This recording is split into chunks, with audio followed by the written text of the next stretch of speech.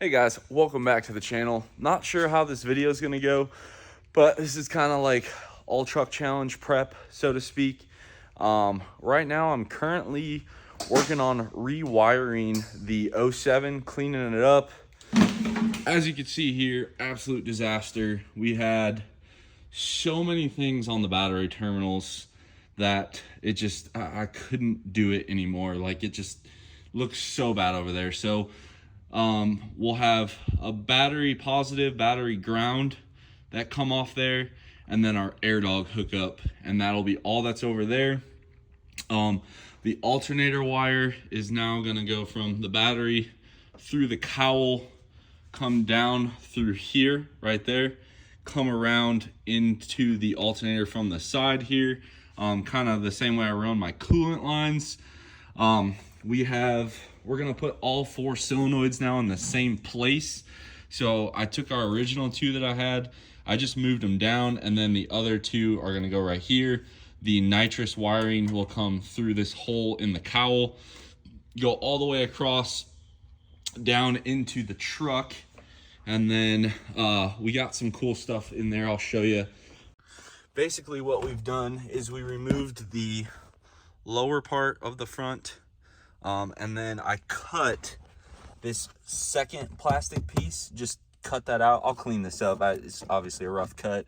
And I've mounted a battery positive and negative terminal and bolted them down to the holes that are from the factory. It's just an M6 bolt. So we'll have battery positive and ground under the dash here. And the reason why I cut that portion out is this is the front piece of plastic that goes over it. So this is kind of right above your cup holder here. This is where I normally mount my Second Amendment. And then we took the fuse panel that used to be under the hood of the truck, and we have fastened it to this part. So now we'll have our fuses inside the cab of the truck, and then our maximizer that was just bouncing around is now mounted here in a safe spot. I cut a hole through here. All the wiring is mounted here, and I always find it funny when, you know, guys are like, oh, you run a maximizer on your diesel truck? That's pretty cool. Like, how's it set up? Well, it's pretty simple. You have 4 wires. You have a ground wire, you have your switched on power wire, and then I have I believe the yellow one's boost, and then the blue one here is your throttle position, and then you have your 2 blacks that they go straight to ground. And then you have your 2 grounds that go to your solenoids. And then because we're tucking everything back there, I did decide to kind of take the dirt bag way out, I guess, for lack of a better word. But what I got going on, guys, is we have this just jalopy pile of relays, and basically these are the push button nitrous, and these 2 are the maximizer nitrous, and then this whole just conglomerate will get stuffed under the dash, which, again, you know, I'm no Battleship 6-7, but we these blue wires are the power wires to the solenoids, and then your white wires here, these 2 go to the nitrous controller. These are the ground side of the 80 of the relay. These white ones are going to be, or sorry, these are the positives to the relay. That's why these 2 manual ones are segregated, so that way each button can only turn on 1 relay. And then you have your grounds here. So the nice part is all 4 of our battery positives and all 4 of our battery negatives will get looped onto that terminal under there. And it'll make for a lot nicer wiring job, or really you're just hiding the mess somewhere else. But what you'll have going through the cowl is we will have our 4 wires for the 2 maximizer 5 relay or maximizer relays. You'll have a power and a ground for each one. Then on the manual ones, which is these 2 smaller ones, you'll have power coming through from the relay, and then the ground will just be kind of like looped up there. I'm gonna do it a little bit nicer now, but you'll have your grounds there. And then we're also going to run our 2 power wires from under the dash there through here and down through this tunnel here, probably follow the nitrous lines, because our oil coolers are going to go down there as well. So I know a lot of you guys wanted to see how I block the coolant passages, so I will show you. We have, basically I cut a piece of aluminum and I used RTV. And then what I did was I took a piece of a roll of electrical tape, pushed it against this, and then I bolted the oil cooler on to keep pressure. And then the top part here is just a freeze plug. RTV'd it again. I was more worried about how much square inch the concrete had to push out on this, which is why I braced this with the oil cooler. This didn't even move at all. So that's kind of where we're at. Now we are, in fact, ready to have this go to Steve. It has fully cured according to the instructions there. So we'll get that to Steve this week, get it bored. And then last, but certainly not least, let me show you this latest bit of eye candy here. For those of you guys that aren't familiar, when we do this, the way Chris Patterson described it, he pulls all the oil out, runs it through the external coolers as well as the factory oil cooler. And that's exactly what these parts are going to do for us. So, by the way, if you need a set of Street Fighters, I haven't even advertised I have these. I have 5 sets in stock. Shoot me a message and I will get you hooked up on a set of Cummins Street Fighters. But we reached out to Eric at No Limit Manufacturing, like I said before. And this is his billet oil filter housing replacement. Pretty nice unit, not gonna lie. My fingerprints all over this, but basically the oil will come out here, go to the pressure regulator here. From the regulator, it goes to this oil filter housing here. Monster Donaldson, I believe it holds 3 quarts.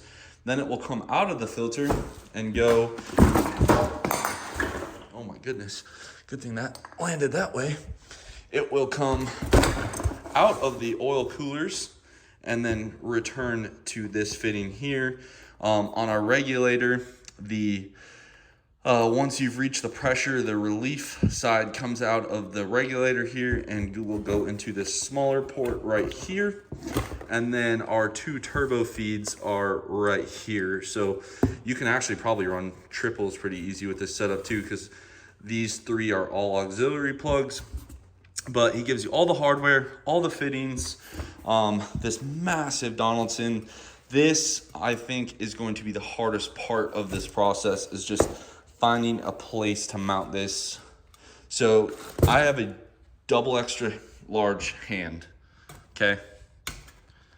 Like, this filter's assembly here is probably 20 inches long. And then this top part here is probably 10 inches by 8 inches, if I had to guess. I mean, it's a massive oil filter system, but that will allow us to run a factory oil pump and push all the oil out, cool it, bring it back in, and regulate the oil pressure. Again, Chris is the one that kind of helped us out, called Eric. And if you guys aren't familiar, Eric, again, is the guy we do a lot of our big cam tappet setups from. He's up there in Wisconsin, got us set up. But that's kind of where we're at this point, guys. Just a lot of wiring. This is the way I do my battery terminals.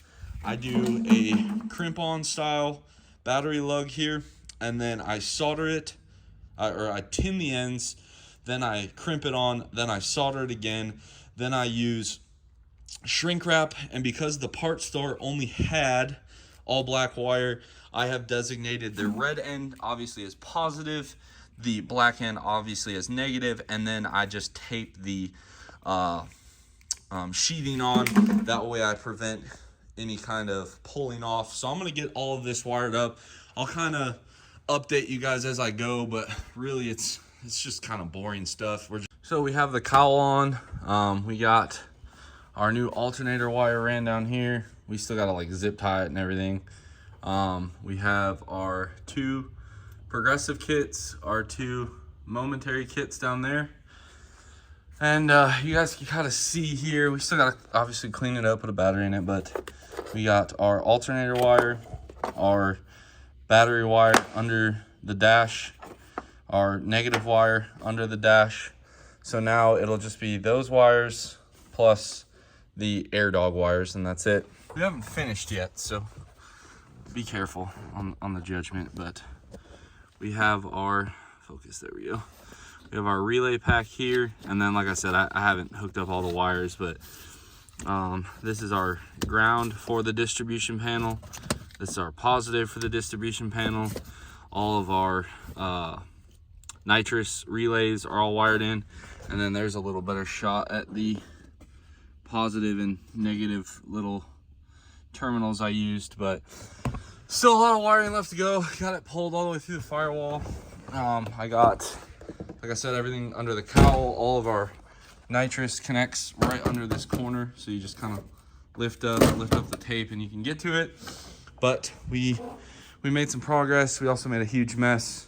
It's like midnight on Sunday, so I'm gonna start getting cleaned up and get ready for the week, I suppose. But really, you could throw a battery in this and throw the air filter back on and move it. So that was kind of the goal, is I just wanted it, if we needed the space, it to be able to move. So from here, just got to finish it up, which that last 10% will get you guys, I promise, but we're getting there. Also, guys, I know this video is a lot of talking and I'm still working on the wiring, but this is a prime example of kind of what happens. So this truck here is a 06, 07 truck. I believe it's technically a 06. And the owner of it had a 6.7 truck. It's sitting out back over there. It's a 08 truck. Now, we took the power plant out of his 08 truck, put it in the 06, 07 truck. Something you guys need to think about here is, for starters, you need, if you want it to work the way he wanted it to work, which is factory dash, all that stuff, you have to use the ECM the truck came with. So we were kind of stuck here because he has 6.7 injectors in this engine, and we have an 849 truck. So originally he thought we were going to be able to just put the ECM in, hook it up. That doesn't work. Then we were talking about doing the 849, running the 6.7 injectors. They just don't seem to cooperate. So this is kind of a prime example of, if you guys start flip-flopping stuff, you really need to keep everything the same. So at the end of the day, this will be a 06 truck, 849 ECM, and then we got them set up with some Dynamite Diesel 0304 injectors. And then this engine actually is a 6.7 sleeved all the way back down to a 5.9. So very, very thick sleeve. Honestly, probably one of the most strong setups for a cast piston. The reason why we don't like doing this is I feel like the 6.4 is just as strong and you're not giving up the cubes, but to each their own. This is a 40 over 5.9 and he loves it. Hopefully we put it in this truck and he can go even faster. Here she is, final product. I'll be honest, for me, pretty good. We got our battery negative here, positive there. We have our 5, so 2 are oil coolers, 2 are nitrous, 1 is the trans cooler, all tucked in there. We got our Max 5 mounted, and yeah, I mean, obviously not super OEM, but you know, we're starting to get to the race truck level with this old girl. So but no, I'm pretty happy with how it turned out. It looks really clean. All the extra wiring's kind of tucked nicely in there. The relays are there, and if you really need to get to it, you can actually pull. Let me see if I can get this. No, you get the drill though. You can actually pull this out and get to the relays and stuff. They're right there. So all in all, pretty happy with how she turned out there. I don't know, guys. You let me know, but we got her fully wired. And for the guys that are asking, our Vibrant stuff showed up, as well as our oil coolers. Let me get one open here for you guys. They are large. This for sure, but that's how we gotta keep the oil cool. So we have 2 of those, our -12, our -10 stuff. So everything is here now. We can at least mount the coolers up, figure out where they're gonna go, start figuring out the oil filter situation, but we're getting there. We got our trans fans that kick on, our manual nitrous, and then we'll kick on our Max 5 here. Already off to a good start. And now we have no more errors. So we're gonna go to input, and we're just gonna do TPS here. It's currently sitting at 0.5 volts. You guys can watch it there. So 4.5 is full throttle. You guys heard the solenoids firing off over there. Let's look at output 1.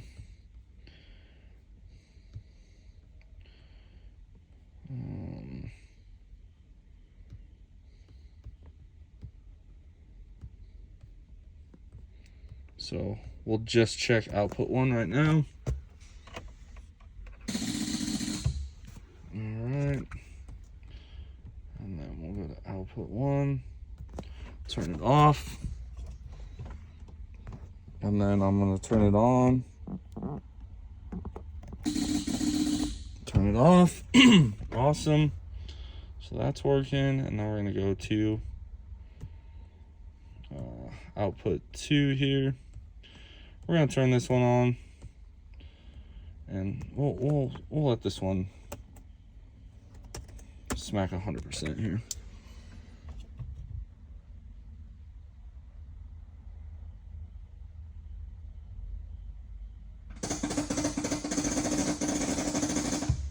So she works. Maximizer, manual kits, we're ready to go, guys. So in a nutshell, here's all my wiring tucked up. Not my best, not gonna lie. Started out great, really gone downhill. I think I'm gonna just create like a little shelf over that. And then this is what it looks like here. Don't mind that computer cord, that's for the Max. But like I said, I'm not gonna say it's like super clean at all, but it's all right for me. Now, last thing we gotta check is the old alternator wire.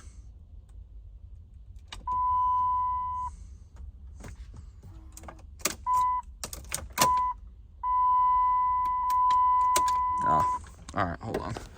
I forgot a ground wire, guys. Bear with me here. All right, take 2. There we go.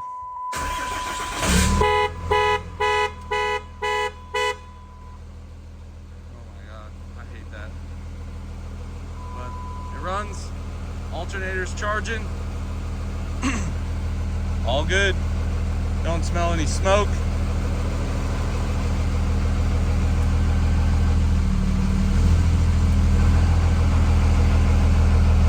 Everything's good.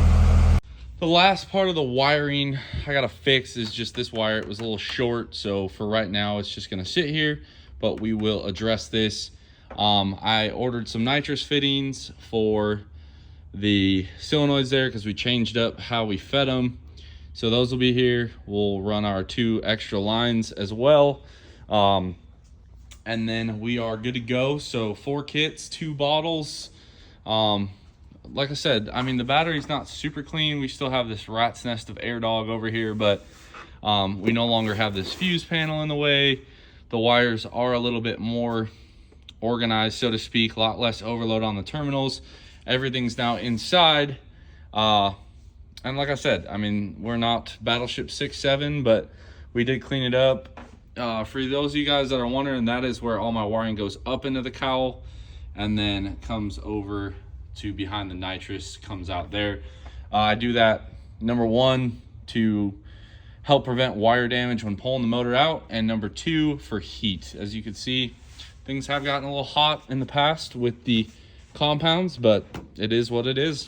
Not the most exciting video, certainly not at all fun doing wiring. When I get frustrated, I take a break and then I pick back up. So this took about 2 days working on and off on it. I am not a professional wire guy, nor will I ever claim to be. It's better than it was. It's functional. The fuses are now inside. A lot less wiring under the hood. We got battery terminals under the dash now. Nothing caught on fire. These are all very good things. Check that off the list. We have our wiring ran for our oil coolers now. We'll get them mounted now that you guys have seen them. I think the solid or filled block prep is going to take longer than I think. So I'm really going to try and focus on getting like the oil coolers mounted, oil filter, all that stuff. And then we have the 6.4 refresh. You guys will be watching this on Wednesday. Hopefully we'll have it back. We have that coming. We have a 47 RH. Damn mosquitoes. 47 RH going back together. I'm going to break that up into probably 2 parts for you guys.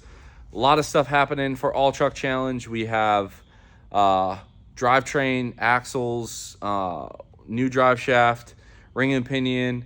We have a potential transmission refresh on this. If there's time, maybe redo the compound piping. If there's not, there's not.